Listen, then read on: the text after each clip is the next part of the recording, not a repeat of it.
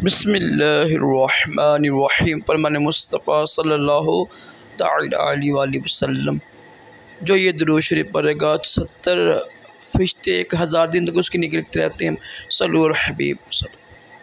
आहिस्ता चलना ये भी सुन्नत मुबारक रशद अतारी न्यू रूहानी इलाज लेकर पेश खिदमत है। इंशाअल्लाह एक वजीफ़ा लेकर आया हूँ शैतानी वसवसों से बचने के लिए।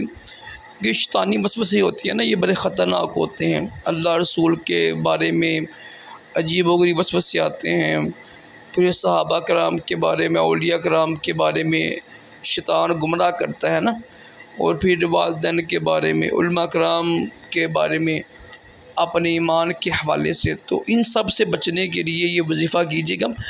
ये शैतानी वसवसों पर गिरफ्त तो नहीं है, लेकिन अगर उस पर अमल करेंगे तो भी मसला बनता है। या मुक़सितू ये पढ़ना है आपने 100 मरतबा, इंशाअल्लाह वसवसों से बच जाएंगे। ये वसवसे होती है ना, कोशिश करें मसरूफ़ रहा करें।